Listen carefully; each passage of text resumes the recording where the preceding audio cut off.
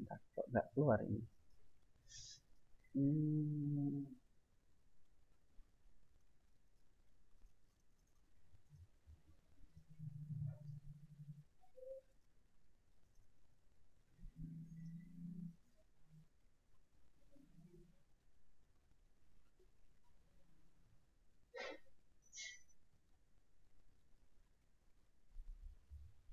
Oke, slide PowerPoint saya sudah muncul ya.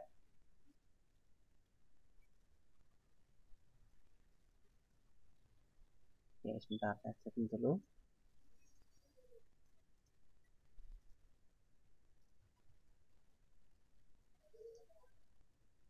Oke.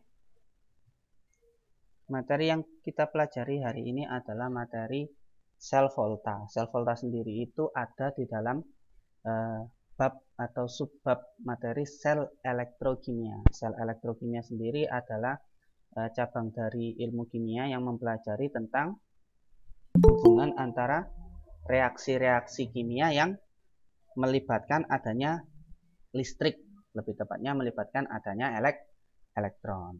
Ya. Nah, yang kita pelajari di sini nanti akan ada yang pertama reaksi redox, spontan dan tidak spontan. Yang kedua ada sel volta atau sel galvani, dan yang ketiga adalah sel elektrolisis. Oke. Nah, sel volta atau sel galvani sendiri adalah sel elektrokimia yang memanfaatkan reaksi redox yang berlangsung spontan. Nilai delta G-nya kurang dari 0 atau nilai E selnya lebih dari 0 ya. Delta G ini adalah perubahan energi Gibbs, kalau E sel ini adalah potensial sel. Nah, dari reaksi redoks spontan tersebut dimanfaatkan untuk membangkitkan energi listrik ya. Jadi suatu energi kimia ditransfer atau diubah menghasilkan atau menjadi energi listrik. Hal ini dimanfaatkan dari selisih energi reaktan yang lebih tinggi daripada energi produk, sehingga selisihnya nanti akan diubah menjadi energi listrik. Sistem tersebut terjadi di mana reaksi melakukan kerja atau menghasilkan kerja terhadap lingkungan. Untuk sel elektrolisis sendiri adalah kebalikan dari sel volta atau sel galvani, di mana sel elektrolisis adalah sel elektrokimia yang memanfaatkan energi listrik untuk menjalankan reaksi redoks yang non-spontan.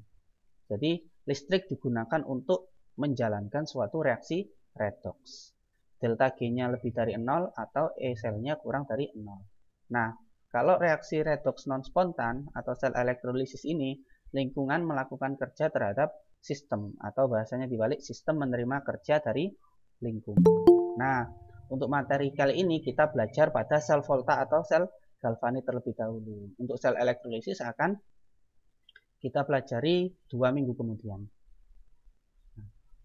Nah, sebelum itu kita harus kenal dulu ya sama siapa ini, Bapak siapa. Ini adalah Bapak Alessandro Volta yang menemukan sel volta, dan juga ada gandengannya dengan Bapak Luigi Galvani ya, yang menemukan sel galvani. Jadi intinya sel volta sama sel galvani itu sama ya.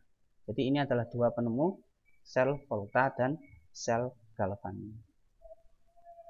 Nah, apa perbedaan yang mendasar dari sel volta dan sel elektrolisis? Sel volta ya menghasilkan energi dari suatu reaksi kimia. Energi dilepaskan dari suatu reaksi redoks spontan. Energinya dalam bentuk energi listrik. Sedangkan kalau sel elektrolisis itu kebalikannya. Energi diserap untuk menghasilkan suatu reaksi redoks. Jadi reaksi redoks ya terbentuk karena adanya listrik, karena adanya energi. Jadi singkatnya sel volta ini mengubah energi kimia menjadi energi listrik, sedangkan elektrolisis mengubah energi listrik menjadi energi kimia. Nah, kita tahu kan bahwa ini adalah salah satu contoh dari baterai ya.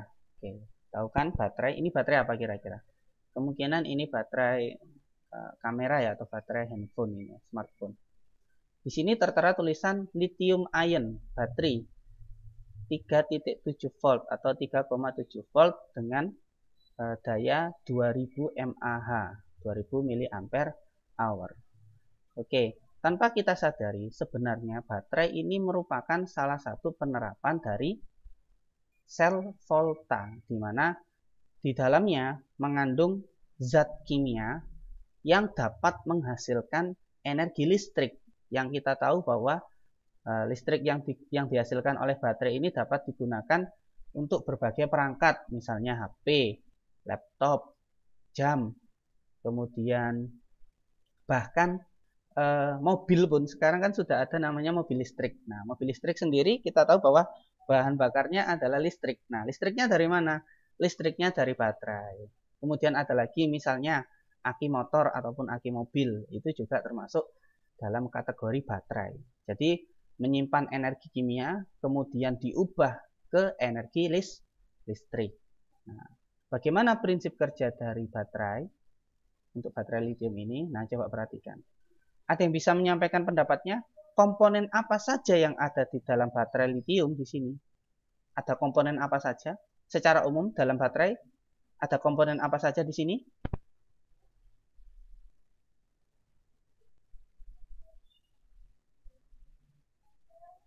Ada yang bisa menyampaikan pendapat? Ada komponen apa saja dalam baterai? Ini contohnya baterai lithium ya.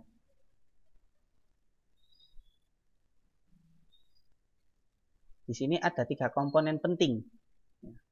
Ayo sebutkan dari analisis gambar tersebut. Ada 3 komponen yang penting sekali.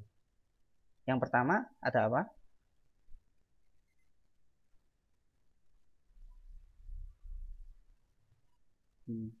Nggak apa-apa, sebutkan aja. Sebutkan aja yang ada di dalam gambar ini, 3 komponen yang penting dalam suatu baterai. 1 apa? Sudah jelas, tinggal baca kalian ini kok. Cuma lihat aja, ada jawabannya di situ. Yang pertama ada apa? Anode. Ada anoda, benar. 1. Yang kedua? Elektrolit. Ada elektrolit. Elektrolit. Oke. Yang ketiga?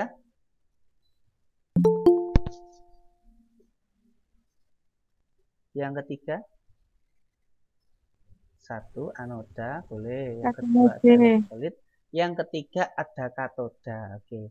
Nanti yang berpartisipasi minta tolong direkap ya, nanti dilaporkan ke saya. Ya, masing-masing individu yang merasa berpartisipasi. Oke. Jadi 3 komponen penting di sini ada anoda dan katoda. Anoda dan katoda ini disebut sebagai elektroda. Dia adalah zat atau material yang berperan untuk menghantarkan listrik serta tempat terjadinya suatu reaksi redoks. Kemudian ada elektrolit. Nah, elektrolit di sini berfungsi untuk menghasilkan zat yang akan bereaksi untuk reaksi redoks serta berperan sebagai zat yang menghantarkan listrik dalam bentuk larutan ataupun dalam bentuk lelehan atau pasta ya. Jadi ini adalah penghubungnya untuk elektrolit. Jadi pada dasarnya baterai itu terdiri dari elektroda ya, katoda dan anoda. Kemudian ya, katoda anoda tersebut dicelupkan ke dalam suatu zat elektrolit. Prinsip dasarnya seperti itu. Nah, apabila saklarnya di-on-kan, maka akan terjadi reaksi kimia, yakni reaksi redoks ya. Oke. Nah, di sini ketika kita sedang menggunakan suatu perangkat, misalnya handphone kita sekarang ini ya, kondisinya kan kita sedang meeting atau sedang Google Meet. Nah, baterai dari atau daya baterai dari handphone kalian akan berkurang. Itu kenapa? Karena terjadi reaksi kimia, di mana energi kimia diubah menjadi energi listrik. Nah, energi listriknya dikonsumsi untuk perangkat kamu untuk beroperasi. Nah, itu ketika perangkat kalian berjalan atau bekerja. Ya. Oke, jadi baterai di sini menghasilkan energi listrik dari energi kimia. Terus apa yang terjadi ketika baterai kalian habis, terus kalian ngecas atau isi ulang? Nah, yang terjadi adalah reaksi yang sebaliknya. Jadi ketika baterai itu menghasilkan energi, ya, maka akan elektron akan dilepaskan, ya, akan dilepaskan dari anoda menuju ke katoda, ya, menghasilkan energi. Tapi jika reaksinya dibalik atau diberi listrik ya atau dicas ya, melakukan charging, maka elektronnya dibalik, mengalir dari katoda ke anoda. Nah, ini elektron akan mengalir dari anoda ke katoda ketika kondisi discharge. Discharge itu kan artinya sedang digunakan ya, sedang tidak ngecas. Discharge. Oke, tapi kalau kondisi charging atau mengisi ulang, maka reaksinya akan terbalik. Nah, ini adalah prinsip dasar dari sel volta dan sel elektrolisis. Kalau sel volta tadi adalah sel elektrokimia yang menghasilkan energi listrik dari kimia. Oke, jadi saat kita sedang menggunakan perangkat, itu sedang menerapkan sel volta, di mana energi kimia diubah menjadi energi listrik. Tapi saat dayanya habis atau baterainya habis, maka kita harus isi ulang. Nah, saat proses isi ulang itu disebut sebagai prinsip dari sel elektrolisis. Jadi mengubah energi listrik menjadi energi kimia. Terus kemudian disimpan dalam zat kimia. Oke. Nah, yang pertama sebelum kita masuk ke sel volta, yang kita bahas adalah reaksi redoks spontan. Reaksi redoks spontan adalah reaksi redoks yang dapat berlangsung. Reaksi redoks spontan merupakan reaksi redoks yang akan berlangsung secara sendirinya. Jadi kalau kita campur zat A sama zat B berubah menjadi zat C misalnya. Nah, reaksi tersebut disebut sebagai reaksi yang spontan karena akan berlangsung dengan sendirinya. Nah, reaksi redoks yang spontan dapat menghasilkan energi listrik karena kita tahu reaksi redoks spontan ini merupakan penerapan dari sel volta. Ya, sel volta sendiri adalah reaksi redoks spontan. Sedangkan kalau reaksi redoks yang tidak spontan itu memerlukan atau membutuhkan energi listrik. Nah, ini sebagai contoh reaksi redoks spontan. Jika ada larutan Cu2+ yang berwarna biru, ini larutan Cu2+, ya. Kemudian dicelupkan logam Zn, logam zinc, lempengan logam Zn ke dalam larutan Cu2+, maka akan terjadi reaksi kimia dan inilah hasilnya. Ya. Larutan yang berwarna biru pekat berubah menjadi biru pudar, ya. Terus logam Zn yang awalnya berwarna putih mengkilap, sekarang terdapat padatan-padatan hitam yang menempel pada logam Zn tersebut. Nah, apa sih yang terjadi ketika logam Zn dicelupkan atau dimasukkan ke dalam larutan Cu2+? Yang terjadi adalah reaksi redoks antara Zn dengan Cu2+. Nah, Zn mengalami reaksi oksidasi, menghasilkan ion Zn2+, sedangkan Cu2+ yang berwarna biru mengalami reaksi reduksi, menghasilkan Cu. Nah, oke, Zn sendiri ketika berubah menjadi Zn2+, ya, maka terjadi penambahan ion Zn di sini, sedangkan Cu2+ tereduksi menjadi Cu. Nah, di sini maka Cu2+-nya akan berkurang, sehingga warna larutannya semakin memudar karena ion Cu2+-nya berkurang. Terus padatan-padatan yang berwarna hitam, ini adalah padatan Cu, ya, padatan logam Cu hasil reduksi ion Cu2+. Nah, reaksi logam seng dengan larutan Cu2+ dari CuSO4 berlangsung spontan. Nah, reaksi tersebut berlangsung spontan karena berlangsung dengan sendirinya tanpa harus adanya bantuan, ya.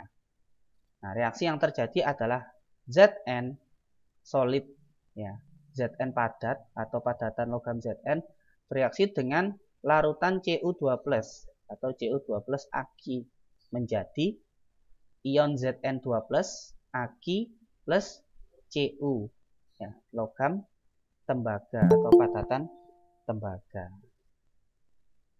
Nah, mengapa reaksi tersebut dapat berlangsung? Nah, untuk menentukan apakah suatu reaksi redoks itu bisa berlangsung spontan atau tidak, maka kita harus cek pada data potensial elektroda standar.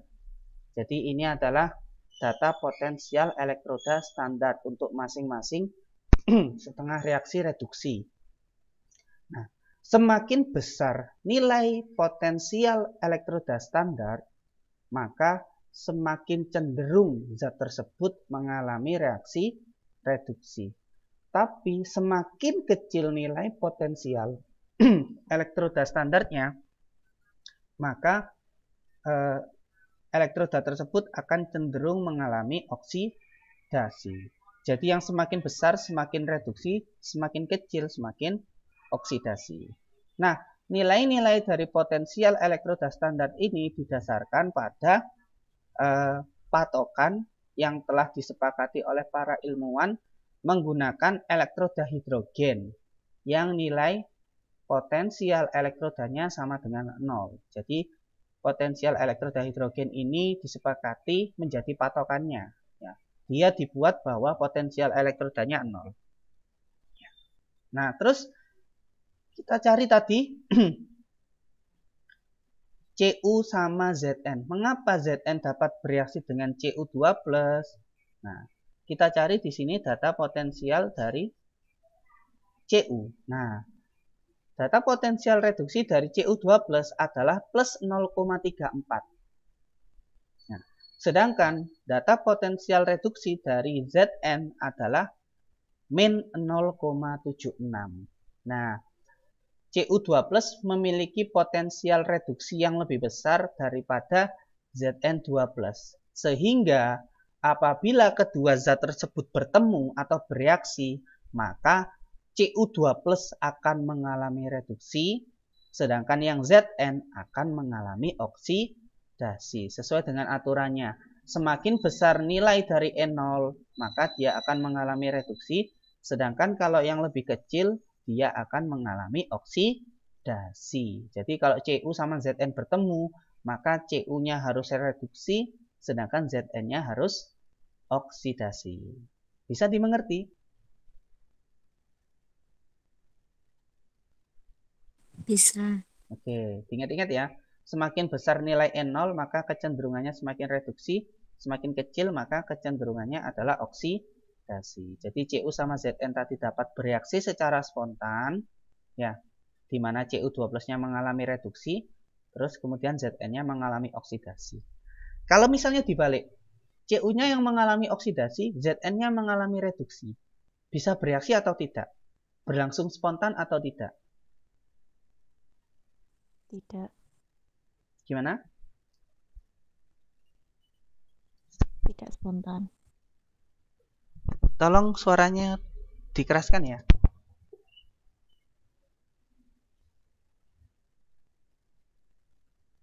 Ya. Bisa nggak kalau misalnya Cu yang mengalami oksidasi, tapi Zn yang mengalami reduksi? Apakah reaksinya juga dapat berlangsung spontan?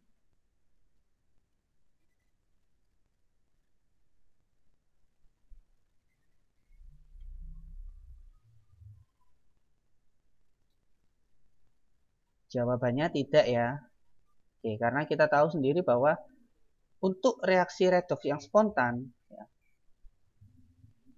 zat yang mengalami reduksi harus memiliki E0 yang lebih besar daripada zat yang mengalami oksidasi. Oke, jadi kalau ada E0 yang lebih besar, dia harus reduksi dibandingkan yang E0-nya lebih kecil. Nah, sel volta atau sel galvani. Nah, sel volta atau sel galvani sendiri merupakan sel elektrokimia yang menggunakan prinsip dari reaksi redoks spontan. Di sini sel volta atau sel galvani itu terdiri dari dua larutan, ya, yang berbeda, dua larutan elektrolit, kemudian masing-masingnya dimasukkan sebuah logam, ya, lempengan logam yang berbeda. Oke. Kemudian kedua logam tersebut dihubungkan oleh sirkuit atau dihubungkan dengan kabel, dan kedua larutannya dihubungkan dengan jembatan garam. Nah, prosesnya bagaimana yang terjadi? Nah, di sini akan terjadi perbedaan potensial. Ya, potensial elektrodanya berbeda. Yang kita tahu tadi, Zn sama Cu, potensial elektrodanya lebih besar Cu.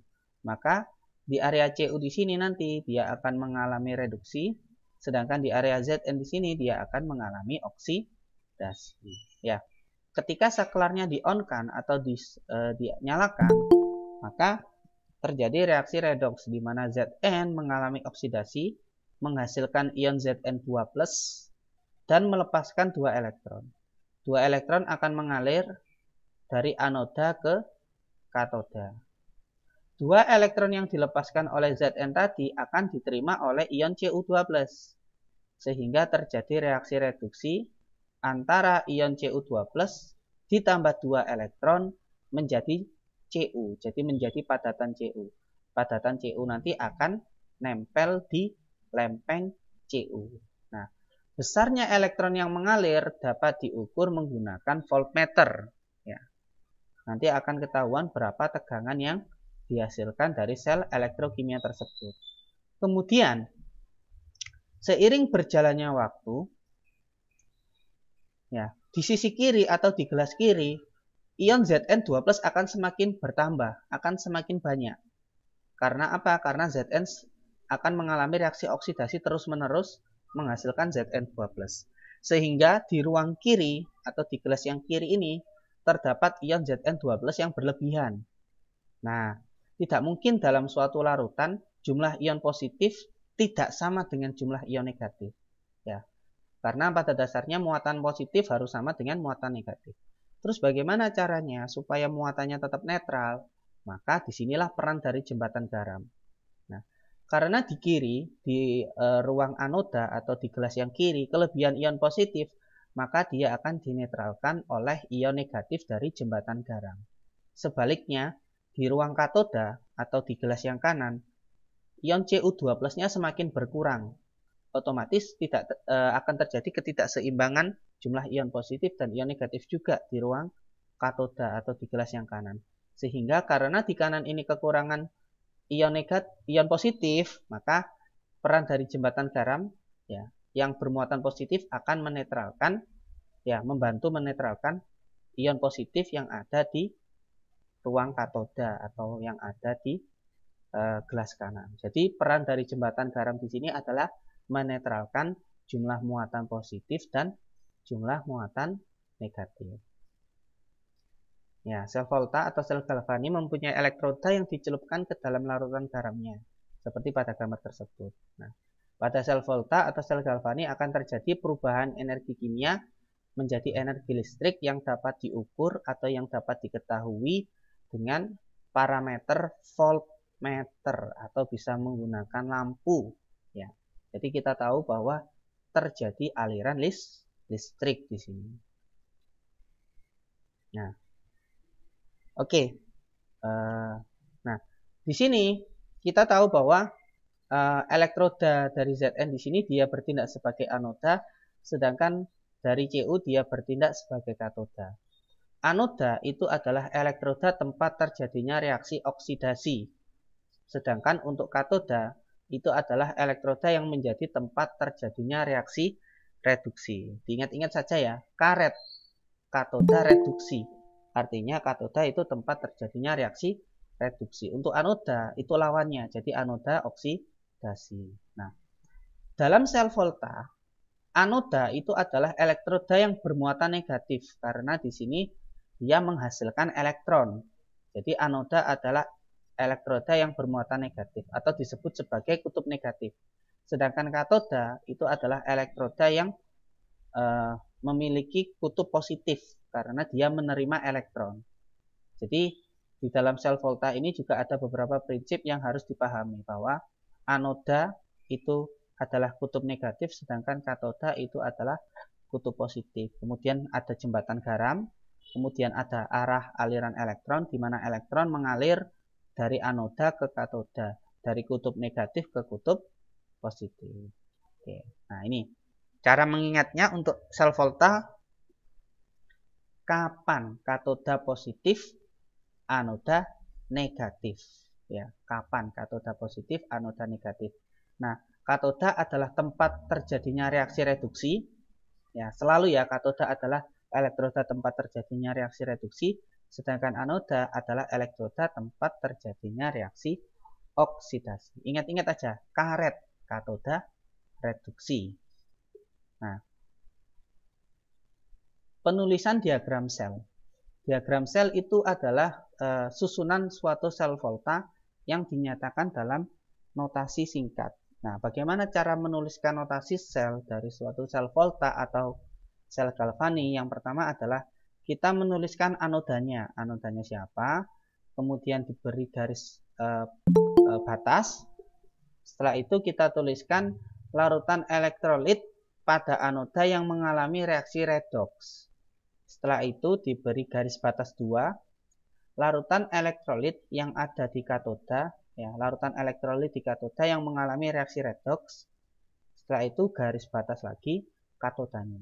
Nah, dalam sel volta kita juga harus menentukan mana yang sebagai katoda dan mana yang sebagai anoda, karena ini penting dalam penulisan sel volta, penulisan notasi sel volta. Nah, ini ada contoh gambar lagi. Nah, ini yang lebih detail kenapa? Ya, logam Zn karena dia mengalami oksidasi terus-menerus menjadi ion Zn2+, maka jumlah dari logam Zn-nya akan berkurang, mengalami kropos ya. Karena Zn-nya berubah menjadi Zn2+. Nah, sedangkan yang di katoda kebalikannya.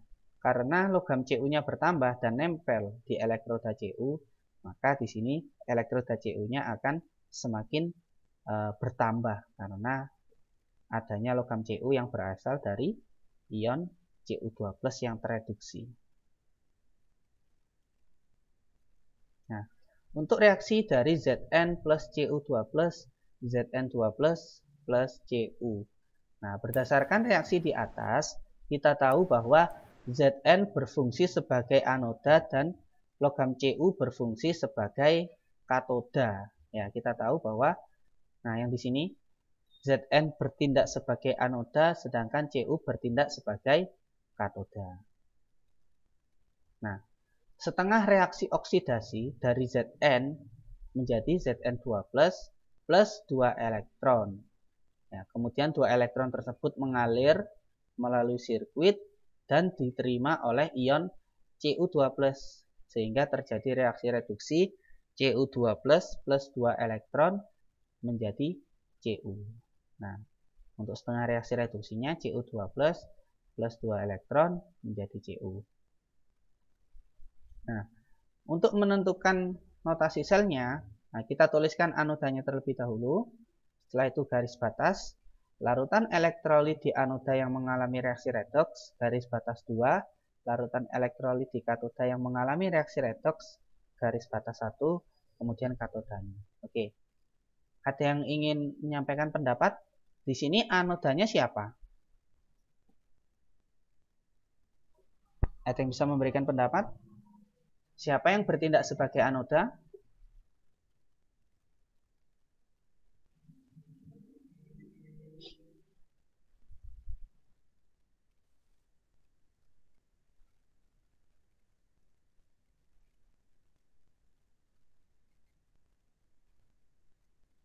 Siapa yang bertindak sebagai anoda? Zn. Zn ya, jelas ya, karena dia mengalami oksidasi. Tadi kan sudah ada di gambarnya. Zn, elektroda Zn adalah anoda. Jadi anodanya adalah Zn. Kemudian larutan elektrolit di anoda yang mengalami reaksi redoks. Kalau kamu ditanya larutan elektrolit di anoda yang mengalami reaksi redoks, kamu harus melihat ion di dalam reaksi oksidasi atau ion yang berada di ruang anoda. Nah, ion apakah yang berada di anoda atau ion apakah yang mengalami reaksi oksidasi? Ion ya, saya bilangnya ion. Yang mana?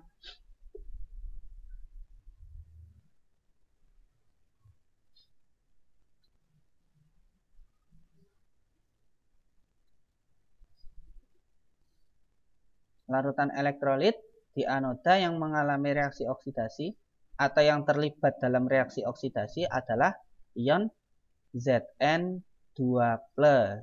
Nah, kemudian garis batas 2, larutan elektrolit di katoda yang terlibat dalam reaksi reduksi adalah Cu2+, kemudian garis batas 1, katodanya. Katodanya adalah Cu.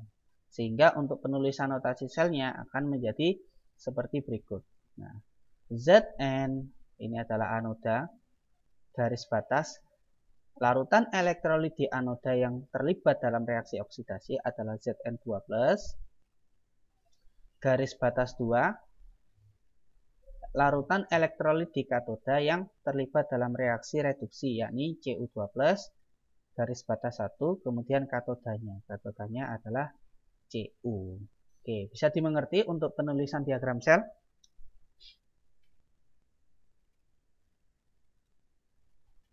Baik, saya lanjut kalau begitu.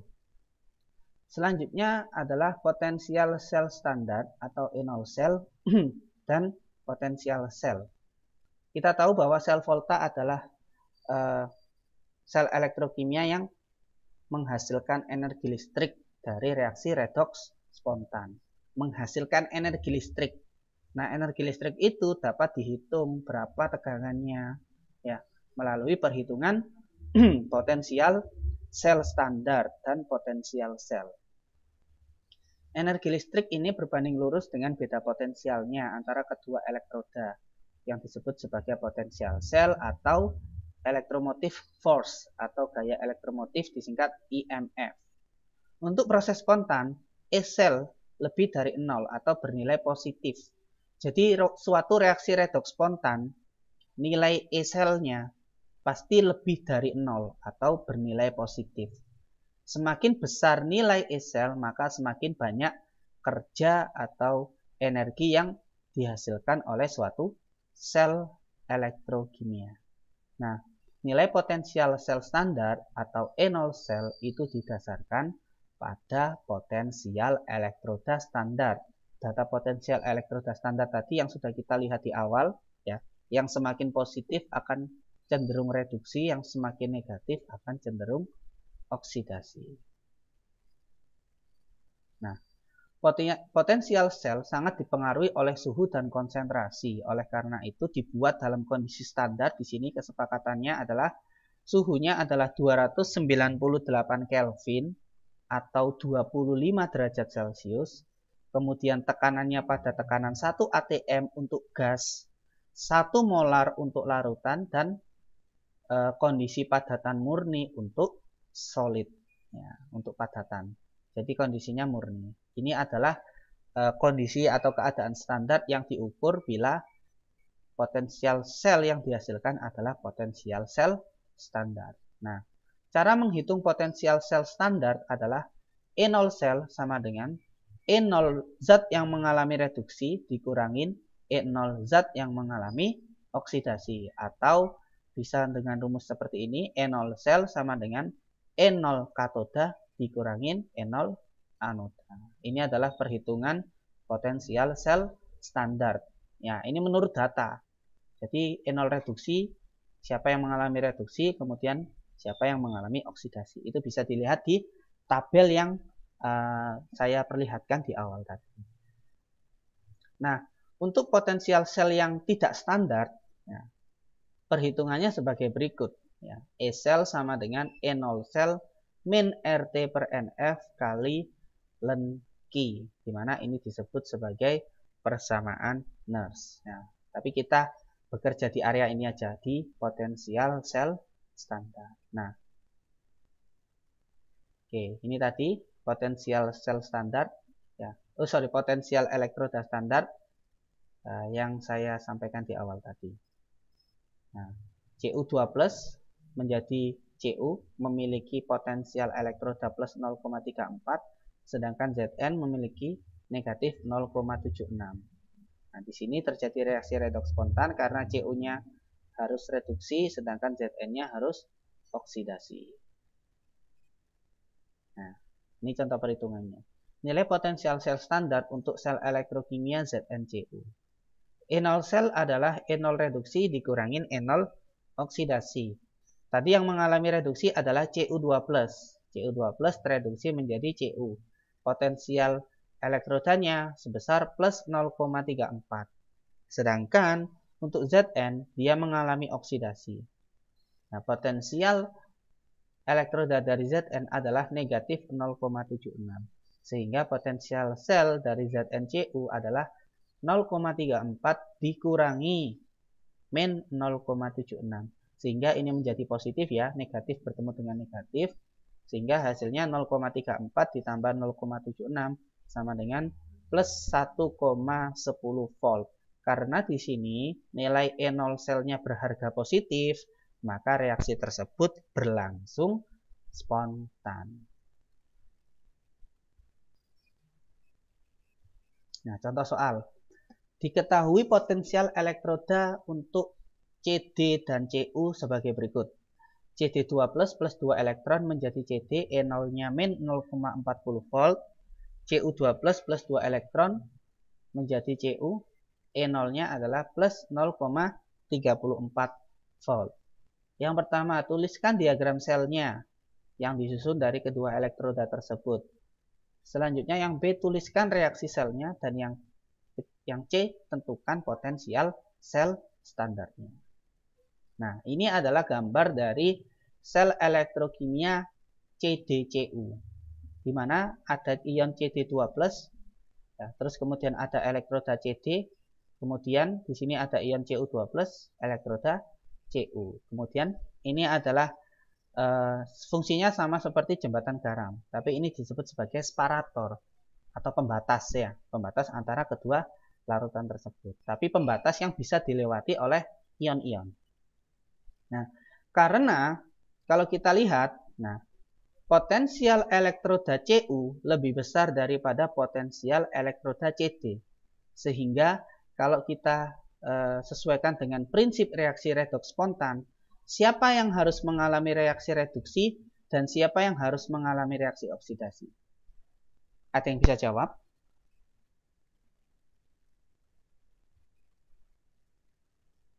Reduksi yang plus 0,34. Berarti yang reduksi adalah Cu12. Cu12. Oke, sedangkan CD mengalami reaksi oksidasi karena potensial selnya lebih kecil. Oke, sebentar.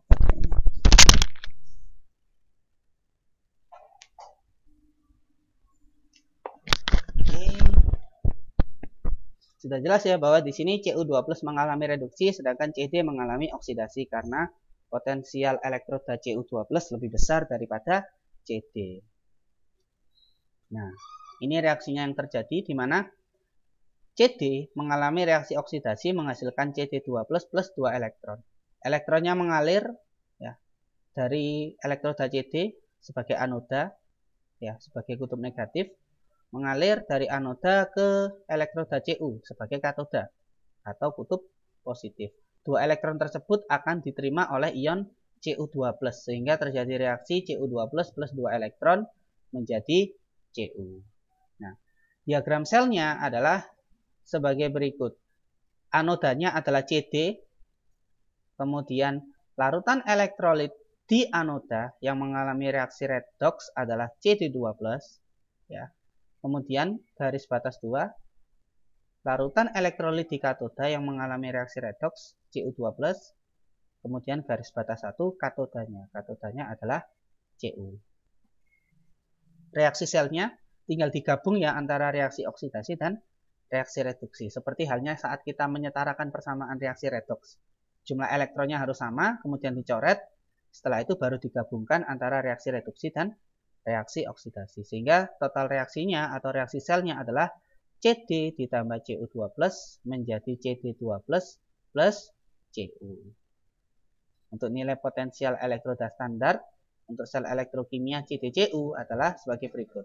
Ini tadi sudah ada di soal ya di data awal. Untuk CD potensial elektrodanya negatif 0,4, untuk Cu plus 0,34. Sehingga potensial sel standarnya adalah plus 0,34 yang besar dikurangi yang kecil ya.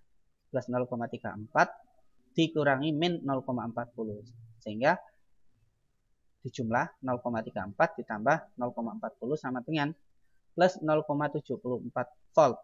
Karena berharga positif, maka reaksi tersebut berlangsung spontan. Oke. Selanjutnya di sini adalah deret volta. Nah, deret volta itu adalah deret elektrokimia yang sudah ditata ya menurut kereaktifan logam ya. Deret volta adalah deret yang sudah disusun berdasarkan kereaktifan logam. Nah, deret volta ini disusun dari nilai pada potensial elektroda standar yang ada nilainya tadi, E0-nya tadi. Mulai dari logam Li sampai logam Au. Dimana di sini hidrogen dia sebagai pembatasnya, dia memiliki potensial elektroda sebesar 0. Nah, di sini ya, semakin ke kanan dalam deret volta, dia akan cenderung mengalami reaksi reduksi. Kenapa? Karena di area kanan potensial elektrodanya lebih besar jika dibandingkan yang di sebelah kiri. Semakin ke kanan semakin mengalami reaksi reduksi, semakin ke kiri semakin mengalami reaksi oksidasi. Nah, di sebelah kanannya hidrogen itu tidak dapat bereaksi dengan hidrogen. Jadi Cu, Hg, Ag, dan Au tidak dapat bereaksi dengan hidrogen. Lebih tepatnya tidak dapat mengalami reaksi oksidasi dengan hidrogen. Jadi yang sebelah kanan ini pasti mengalami reaksi reduksi. Sedangkan yang sebelah kiri ini mengalami reaksi oksidasi. Maksudnya begini. Ambil contoh ya, satu lagi. Tadi Cu sama Zn. Cu-nya harus reduksi, Zn-nya harus oksidasi. Karena potensial dari Cu lebih besar daripada Zn. Kalau misalnya saya punya Fe sama Pb, berarti yang mengalami reduksi siapa? Saya punya logam Fe sama logam Pb. Kalau berdasarkan deret volta, siapa yang mengalami reduksi?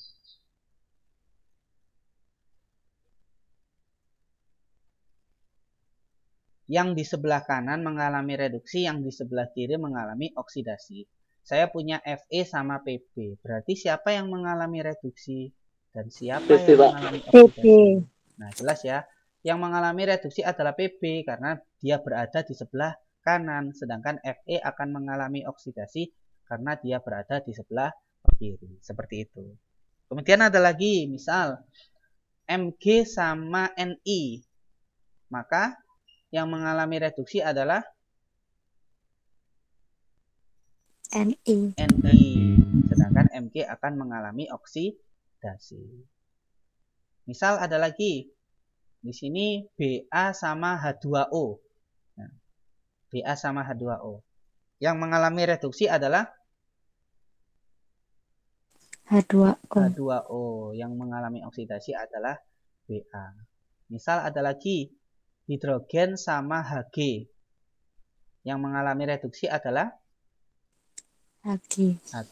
Hidrogen mengalami oksidasi. Bisa dimengerti ya?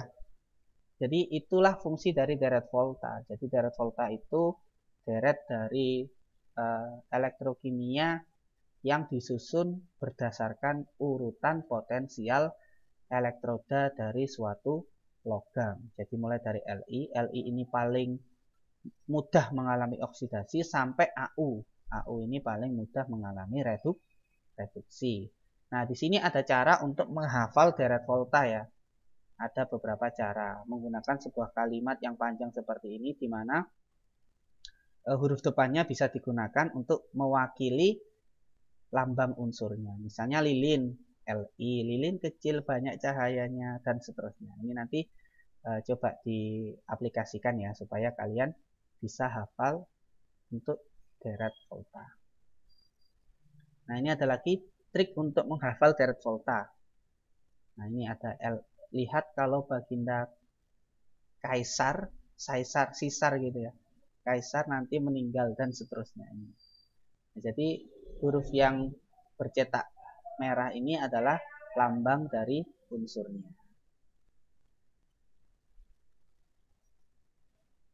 Oke.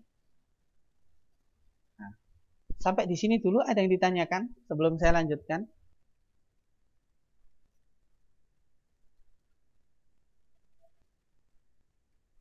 Oke, kelas 12 ini agak malu ya kalau bertanya ya. Oke, nggak apa-apa. Selanjutnya, reaktivitas relatif dari suatu logam. Ya, ini ada hubungannya dengan deret volta tadi. Potensial elektroda yang lebih besar dari spesies kimia akan mengalami reduksi, sedangkan yang lebih kecil akan mengalami oksidasi. Nah, ini reaktivitas relatif dari redoks yang spontan. Logam yang dapat menggantikan logam lain dari larutannya, yaitu logam yang terletak di bagian kanan deret volta, dapat mereduksi logam yang terletak di bagian kiri deret volta. Ya, dapat mengalami reduksi ya ini ya, bukan dapat mereduksi. Saya edit dulu, dapat, saya ganti gini, dapat mengoksidasi, kebalik ini, mengoksidasi. Oke. Logam yang dapat menggantikan logam lain dari larutannya, yaitu logam yang terletak di bagian kanan deret volta dapat mengoksidasi logam yang terletak di bagian kiri deret volta. Yang seperti yang saya sampaikan tadi, yang kanan mengalami reduksi, yang bagian kiri mengalami oksidasi. Sebagai contoh di sini, Zn Cu2+ menjadi Zn2+ plus Cu. Kalau kita hitung E0 selnya bernilai positif, terus Zn itu di sebelah kiri, sedangkan Cu itu di sebelah kanan. Jadi Cu-nya reduksi, Zn-nya oksidasi. Ternyata reaksinya sudah benar. Maka kita dapat tentukan bahwa reaksi tersebut berlangsung spontan. Tapi misal reaksinya saya balik. Zn-nya mengalami reduksi, Cu-nya mengalami oksidasi. Nah, reaksi tersebut tidak dapat terjadi atau tidak spontan karena harga E0 selnya bernilai negatif. Dalam deret volta, spesies Zn berada di kiri sedangkan Cu di sebelah kanan. Sehingga reaksi redoks akan berlangsung spontan jika Zn mengalami oksidasi sedangkan Cu2+ mengalami reduksi. Yang kedua, logam yang dapat menghasilkan gas hidrogen dari asam adalah logam yang berada di bagian kiri dari spesies hidrogen dalam deret volta, misalnya magnesium. Magnesium itu berada di sebelah kirinya hidrogen, ya. Maksudnya itu di bagian kiri, sedangkan hidrogen di bagian kanan. Jadi magnesium akan mengalami oksidasi, sedangkan hidrogen di sini dalam bentuk H+ akan mengalami reduksi, menghasilkan H2. Ya, E0 selnya kalau kita hitung akan bernilai positif, sehingga reaksi redoksnya berlangsung spontan. Tapi kalau ada contoh reaksi seperti ini, di mana spesies yang terlibat adalah Cu. Nah, Cu itu di sebelah kanannya hidrogen. Berarti harusnya Cu yang mengalami reduksi, sedangkan hidrogen yang mengalami oksidasi. Tapi di sini reaksinya terbalik. Cu-nya yang oksidasi, hidrogennya yang reduksi.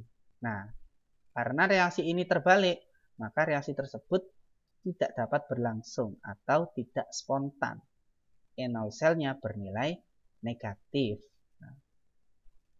Dalam deret volta, magnesium di sebelah kiri, hidrogen sebelah kanan, sehingga reaksi spontan terjadi jika Mg mengalami oksidasi, sedangkan H+ mengalami reduksi. Logam yang dapat menghasilkan gas hidrogen dari air adalah logam yang terletak di sebelah kiri dari spesies H2O. Contohnya, Na ditambah H2O menjadi NaOH plus H2. Ya, Na berada di sebelah kirinya H2O, sehingga Na mengalami oksidasi, H2O mengalami reduksi. Reaksi tersebut berlangsung spontan karena E0 selnya bertanda positif. Sedangkan untuk contoh reaksi yang lain, contohnya logam Zn kalau dicampur dengan air atau direaksikan dengan air, tidak akan terbentuk atau tidak akan bereaksi. Nah, jadi Zn-nya tidak mengalami oksidasi dan airnya tidak bisa mengalami reduksi. Kenapa? Karena Zn itu dalam deret volta dia berada di sebelah kanan, sedangkan H2O berada di sebelah kiri, sehingga reaksi redoksnya adalah reaksi redoks yang tidak spontan. Harga E0 selnya sama dengan negatif. Oke, kegunaan dari sel volta sendiri yang pertama, ada contohnya di sini penerapan pada sumber energi listrik baterai. Ada baterai sel primer, ada baterai sel sekunder. Kalau sel primer itu yang tidak dapat diisi ulang, kalau yang sekunder itu contohnya aki, di sini dia dapat diisi ulang. Jadi baterai sama aki ini termasuk penerapan dalam kehidupan sehari-hari untuk sel volta. Ada juga misalnya penggunaan sel surya. Ini juga termasuk penerapan dari sel volta. Jadi energi listrik, energi panas diubah menjadi energi kimia. Nah, di dalam konverternya, kemudian energi kimianya nanti akan diubah menjadi energi listrik dan akan ditransfer ke rumah-rumah yang mempunyai sel surya tersebut. Ya. Di sini ada beberapa kata yang harus kita pahami maknanya. Ada sel volta, sel elektrokimia di mana energi kimia dari reaksi redoks diubah menjadi energi listrik. Terus katoda adalah elektroda tempat terjadinya reaksi reduksi ya, ini kebalik, sorry. Anoda adalah oksidasi, sedangkan jembatan garam itu berfungsi untuk menetralkan muatan, ya, menghubungkan setengah sel reaksi reduksi dan setengah reaksi oksidasi, dan seterusnya. Ini adalah beberapa untuk glosariumnya. Nah, ini ada bonus ya untuk reaksi antara Cr2O72- ya, kemudian dengan Ni. Ini ada dua sel yang sedikit berbeda. Perbedaannya adalah pada elektrodanya. Di sini elektroda yang digunakan adalah elektroda platinum atau PT dan juga elektroda Ni. Apa perbedaannya? Elektroda platinum itu masuk dalam kategori elektroda inaktif.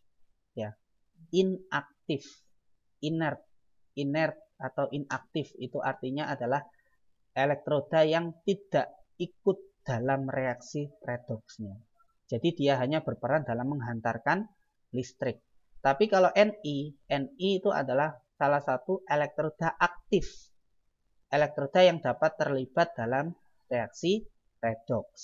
Nah, kedua larutan tersebut dihubungkan oleh jembatan garam dan kedua elektroda tersebut dihubungkan oleh sirkuit. Maka yang pertama tentukan jenis identifikasi katoda dan anodanya. Yang kedua tuliskan reaksi selnya, dan yang ketiga tuliskan notasi selnya.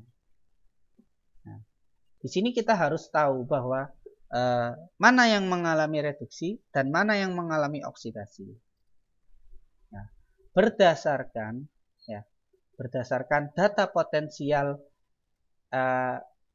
elektroda standar antara Cr2O72- dan Ni2+, ya, bahwa Ni2+ memiliki potensial elektroda min 0,26 volt, sedangkan Cr memiliki potensial elektroda sebesar plus 1,33 volt.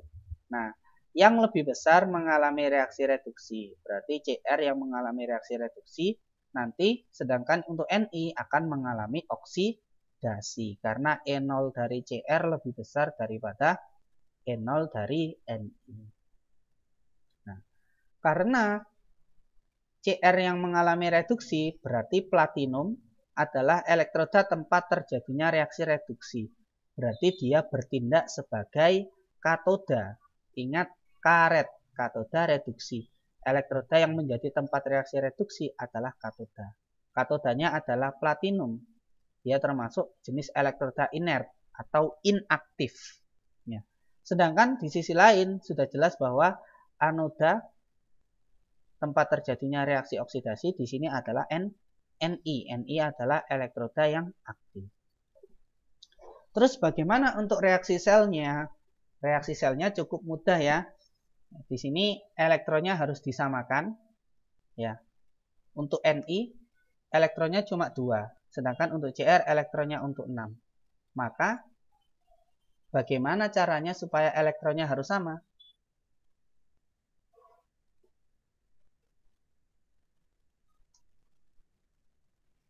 Supaya elektronnya sama, maka reaksi dari Ni harus dikali 3, sedangkan reaksi dari Cr harus dikali 1. Ya. Jadi semua spesi yang ada di reaksi Ni akan dikali 3. Dan dibalik, kenapa? Karena dia harus mengalami reaksi oksidasi. Ini dibalik, Ni-nya di kiri, Ni2+ dan 2 elektronnya di kanan. Terus kemudian dikali 3. Sehingga reaksinya akan menjadi seperti ini. Cr2O72- plus 14H plus 3Ni, karena Ni-nya dikali 3, menjadi 2Cr3 plus 3Ni2 ya, plus 7H2O. Ya, elektronnya sudah dicoret hilang ya, habis bereaksi. Nilai potensial elektroda standarnya gampang ya. E0 sel sama dengan E0 reduksi dikurangin E0 oksidasi. Yang reduksi adalah Cr plus 1,33 volt dikurangi yang oksidasi min 0,26 volt. Jadi totalnya sama dengan plus 1,59 volt. Karena berharga positif, maka reaksi redoksnya berlangsung spontan. Untuk notasi selnya, kita tulis anodanya. Anodanya adalah Ni. Kemudian larutan yang terlibat dalam reaksi redoks di anoda adalah Ni2+. Nah, di sini kan ada ion SO42-. Kenapa tidak ditulis? Karena ion SO42- ini tidak terlibat dalam reaksi redoks. Yang terlibat hanyalah ion Ni2+. Sehingga yang ditulis di sini hanyalah Ni2+. Kemudian garis batas 2, ion atau larutan yang mengalami reaksi redoks di katoda. Di sini ada banyak ion kan ya? Ada Cr2O72-, H+, Cr3+, SO42-, sama K+. Terus yang ditulis yang mana? Nah, yang ditulis adalah ion yang mengalami reaksi redoks atau ion yang terlibat dalam reaksi redoksnya. Yang terlibat dalam reaksi redoks di sini adalah Cr2O72- sama H+ dan Cr3+, sehingga ditulis semuanya Cr2O72-, H+, Cr3+. Kemudian garis batas katodanya adalah PT, sehingga ini adalah notasi sel untuk reaksi antara Ni dengan Cr2O72- dalam suasana asam. Oke, terima kasih untuk materinya hari ini. Ada yang ditanyakan?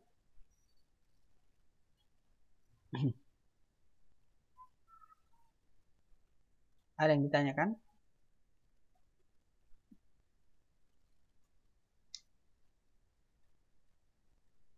Oh, nggak ada ya? Oke, kalau begitu, kalau nggak ada yang ditanyakan, kita coba latihan sejenak. Oke. Soal nomor 1.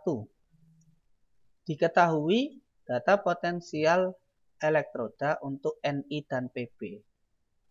Ni-nya negatif 0,25 volt, sedangkan Pb-nya negatif 0,13 volt. Potensial sel standar yang terdiri dari elektroda Ni dan Pb adalah, berarti kita harus ngecek ini mana yang mengalami reduksi dan mana yang mengalami oksidasi. Dilihat aja, yang lebih besar siapa? Nilai yang lebih besar nilainya Ni atau nilainya Pb? Ni, Pak. Pinter, Ni ya. Karena di sini negatif 0,13, di sini negatif 0,25. Berarti potensial sel standarnya sama dengan punyanya Pb dikurangi punyanya Ni. Min 0,13 dikurangi min 0,25 sama dengan 0,12. Oke, plus 0,12 volt. Berarti reaksi tersebut berlangsung spontan. Spontan. Oke. Soal nomor 2.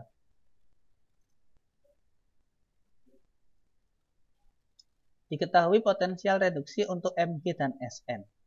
Dengan data tersebut, jika disusun dalam sel volta, maka pernyataan di bawah ini yang benar adalah ya, Mg sama Sn.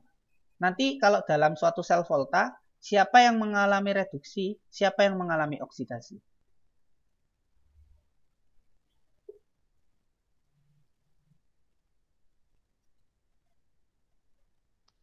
Reduksi yang Mg. Reduksi yang Mg, berarti Sn-nya oksidasi. Benar tak? Coba dicek dulu. Kebalik, Data Pak. potensialnya. Kebalik. Siapa yang lebih besar? Dia yang mengalami reduksi. Berarti min 2,37 sama min 0,14. Mana yang lebih besar dari segi angkanya? 2,37.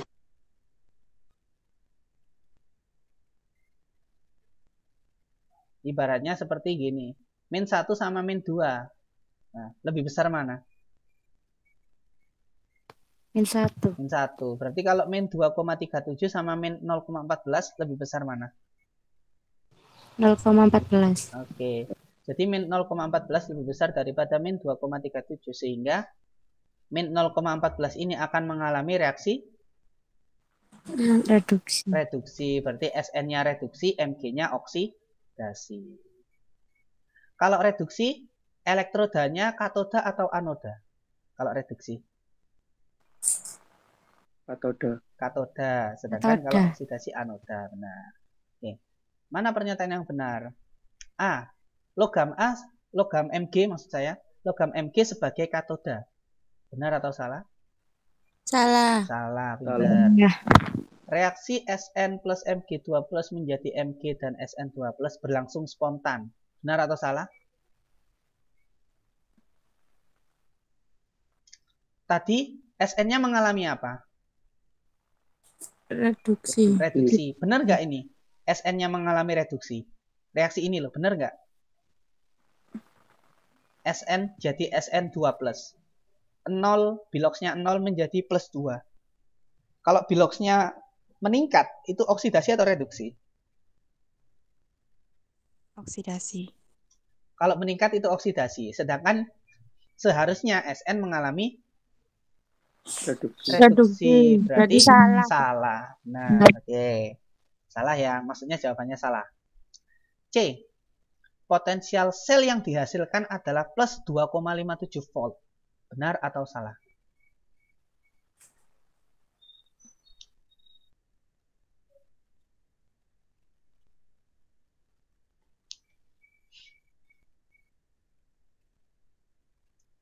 Caranya gimana menentukan potensial sel? Yang reduksi dikurangi yang oksidasi. Berarti min 0,14 dikurangi min 2,37. Hasilnya sama dengan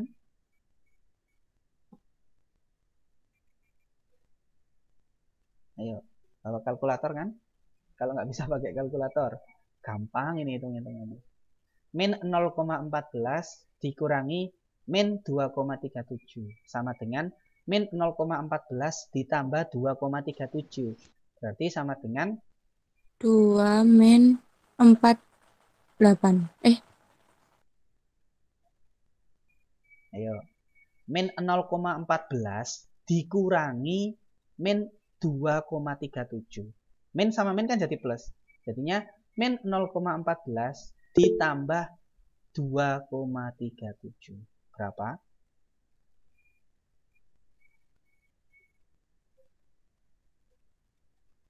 Dua koma 23. 0,23. 2,23. Positif atau negatif? Positif. Positif ya. Karena reaksinya kan spontan. Oke. Benar atau salah? Salah. Salah ya, karena harusnya plus 2,32. Oke, C salah. Yang D, logam Sn bertindak sebagai elektroda positif. Benar. Benar ya. Ingat kapan? Katoda positif, anoda negatif. Sn tadi kan bertindak sebagai katoda. Maka dia termasuk elektroda positif. Oke, jawabannya yang D. Oke, selanjutnya. Dari data potensial elektroda standar berikut, maka reaksi Cu plus 2Ag plus menjadi Cu2 plus 2Ag memiliki potensial sel. Cukup dilihat mana yang lebih besar, Ag atau Cu untuk potensial elektrodanya. Ag. Ag berarti plus 0,80 dikurangi plus 0,34. Berarti sama dengan 0,50. 0,54. 0,54 atau 0,46. Dihitung lagi. 0,46. Iya ya, 0,46 ya. Positif ya. 0,80 dikurangi 0,34 sama dengan 0,46 volt. Oke. Nomor 4. Dari 3 logam X, Y, dan Z, diketahui bahwa Y dapat bereaksi dengan X dan Z. Artinya, kalau dapat bereaksi berarti dia bereaksi spontan. Ya. Y dapat bereaksi dengan X dan Z. Tetapi Z tidak dapat bereaksi dengan Y. Akan tetapi dapat bereaksi dengan X. Sedangkan X tidak dapat bereaksi dengan Y dan Z. Nah, urutan ketiga logam tersebut, kalau dilihat dalam deret volta adalah dari kiri ke kanan. Ya. Apakah YZX atau XYZ atau ZXY, ZYX, dan XZY. Yang mana? Bagaimana cara menentukannya? Nah, dilihat di sini dulu. Y dapat bereaksi dengan X dan Z. Berarti Y itu berada di sebelah kiri, benar. Jadi Y ini adalah logam yang dapat bereaksi dengan larutan X dan larutan Z. Berarti Y berada di sebelah kirinya X dan Z. Wis gitu aja. Ya. Berarti sebenarnya jawabannya sudah jelas ya. Jawabannya adalah yang A. Tapi kita cek yang lain juga. Antara X dan Z. Z tidak dapat bereaksi dengan Y. Akan tetapi dapat bereaksi dengan X. Z gak bisa bereaksi sama Y. Tapi dia bisa bereaksi dengan X. Maka Z di sebelah kirinya X. Sehingga urutan yang benar adalah yang A. Sudah jelas ya bahwa tadi jawabannya A karena Y-nya dapat bereaksi dengan X dan Z. Berarti Y di sebelah kiri X dan Z. Sedangkan untuk X dan Z, runtutannya adalah Z bisa bereaksi dengan X. Berarti Z di sebelah kirinya X. Sehingga urutannya Y, Z, X. Urutan untuk ketiga logam tersebut dalam deret volta. Bisa dimengerti ya?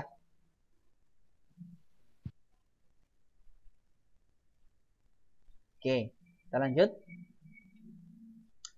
Berdasarkan deret volta, reaksi elektrokimia yang dapat berlangsung secara spontan adalah apakah yang A? Apabila Sn sama Fe itu bertemu, Sn-nya mengalami oksidasi. Nah, benar nggak Sn-nya kalau bertemu Fe dia mengalami oksidasi? Kita cek dalam deret volta ya. Oke, ini deret volta.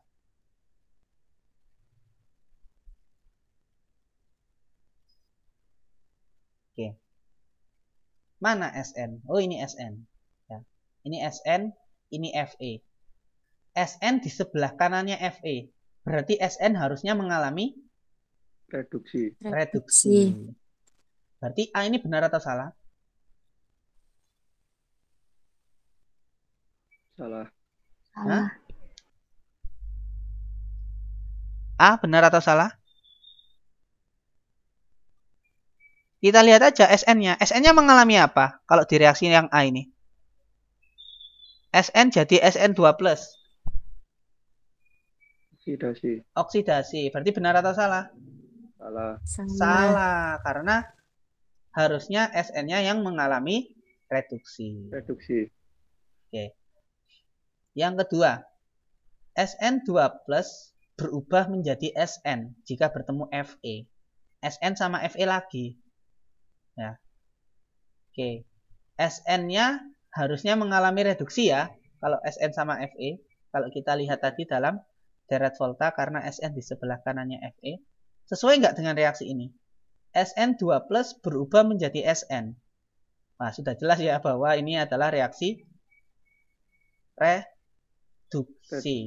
Berarti jawaban yang benar adalah yang B. Apabila Sn bertemu Fe, Sn-nya reduksi, Fe-nya oksidasi. Jadi kalau melihat apakah suatu reaksi redoks itu spontan atau tidak, cukup kamu melihat salah satunya aja. Misalnya SN sama Fe. Ternyata di reaksinya SN-nya oksidasi. Tapi secara teori, harusnya SN itu reduksi. Oh, berarti reaksi tersebut tidak spontan. Gitu aja. Contoh lagi misalnya ini PB sama Ag. PB sama Ag. Kita cek di dalam deret volta. PB di sini. Ag di sebelah kanan. Oh, berarti Ag harusnya reduksi secara teori. Tapi di sini, ya, Ag-nya mengalami reduksi. Ini juga benar. Oh, ini juga benar ternyata. B benar, E juga benar. Jadi jawabannya ada dua ini. B dan E. Ya, ini E benar juga ya. Ag-nya mengalami reduksi, PB-nya mengalami oksidasi. Ya. Oke, cari jawaban yang salah. Nah, ini yang salah ini kayaknya. PB sama Zn. Kalau kita cek dalam deret volta, PB sama Zn, PB-nya di sebelah kanan, Zn-nya di sebelah kiri. Berarti PB-nya harus reduksi. Kita cek apakah PB-nya reduksi. Oh, ternyata tidak. PB-nya oksidasi. Berarti reaksi tersebut tidak spontan. Jadi patokan yang digunakan adalah patokan dalam deret volta. Apakah reaksi tersebut spontan atau tidak. Bisa dimengerti ya? Bisa. Bisa. Apakah ada soal lagi di sini? Oh, nggak ada. Oke. Oke, mungkin untuk materi sel volta cukup sampai di sini dulu. Ada yang ditanyakan? Nggak ada ya? Nggak ada, Pak. Nggak ada. Oke, cukup jelas. Untuk hari ini nggak ada tugas. Terus pokoknya kalian coba latihan sendiri. Di LKS itu kan ada uji kompetensinya. Kalian coba sendiri. Ya, tidak ada dikumpulkan. Untuk misalnya kalau kamu mencoba mengerjakan, ya. Untuk minggu depan kita akan masuk ke materi selanjutnya dari sel volta, yakni materi tentang korosi. Oke, ini agak dipercepat karena apa? Karena nanti kalian saat semester 2 itu otomatis sudah tidak ada waktu lagi untuk membahas materi. Jadi materinya dipercepat untuk semester 1 ini supaya di kelas 12 nanti kita hanya tinggal latihan-latihan soal untuk ujian sekolahnya. Oke? Bisa dimengerti ya?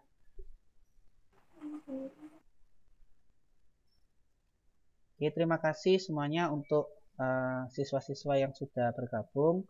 Semoga hari ini, materi hari ini yang kita pelajari bersama-sama dapat diserap dengan baik dan bermanfaat untuk kedepannya. Terima kasih, saya akhiri. Wassalamualaikum warahmatullahi wabarakatuh. Waalaikumsalam warahmatullahi wabarakatuh. Terima kasih, Pak. Terima kasih.